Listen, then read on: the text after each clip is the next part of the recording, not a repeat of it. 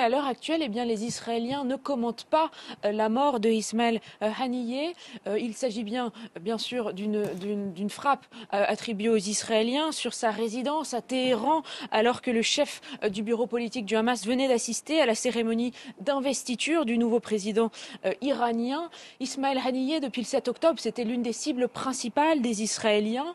Il est le chef du bureau politique du Hamas depuis 2017. Il vivait en exil au Qatar. Il avait aussi un passeport turc. Et du haut de ses 62 ans, eh bien, c'était un homme politique de premier plan, connu de tous les Palestiniens. Il avait été un temps ministre de l'autorité palestinienne avant d'être limogé par Mahmoud Abbas en 2007, alors que le Hamas prenait le pouvoir à Gaza. Il était d'abord le partisan d'une ligne pragmatique de lien entre le Hamas et le Fatah, l'autre parti palestinien au pouvoir au sein de l'autorité palestinienne. Et le 7 octobre, on avait vu ces images d'Ismaël Haniyeh, de d'autres responsables du Hamas qui se félicitaient de ce qu'ils appelaient la victoire palestinienne depuis leurs locaux de Doha.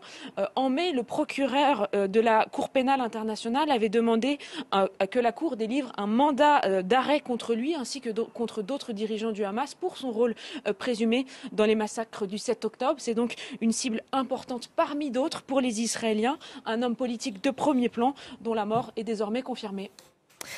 Claire, il était donc clairement visé par Israël.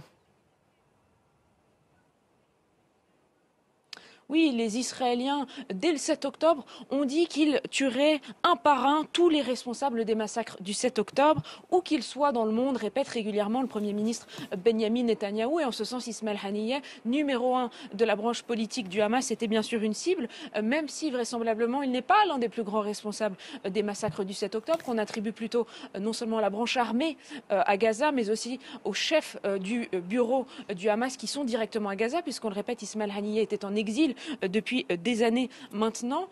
Néanmoins, eh bien, les proches d'Ismaël Haniyeh avaient été beaucoup ciblés. 60 membres de sa famille ont été tués depuis le 7 octobre, dont 4 de ses enfants et 4 de ses petits-enfants.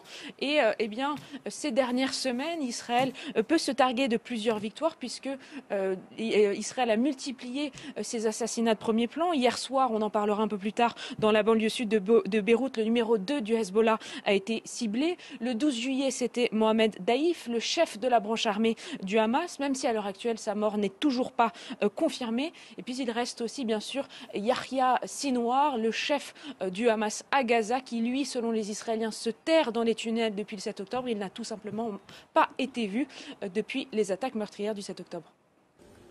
我们高度关注有关事件，坚决反对并谴责暗杀行为。对这一事件可能导致地区局势进一步动荡，深感忧虑。中方一贯主张通过谈判对话解决地区争端，加沙应尽快实现全面永久停火，避免冲突对抗进一步升级。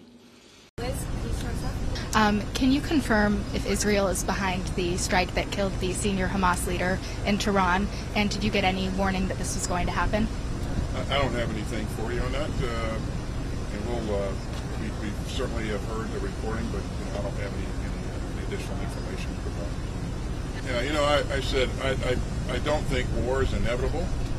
I maintain that. I think there's always room and opportunities for diplomacy, and I'd like to see parties pursue those opportunities. If Israel is attacked, we certainly will help defend Israel. You saw us do that in April. You can expect to see us do that again.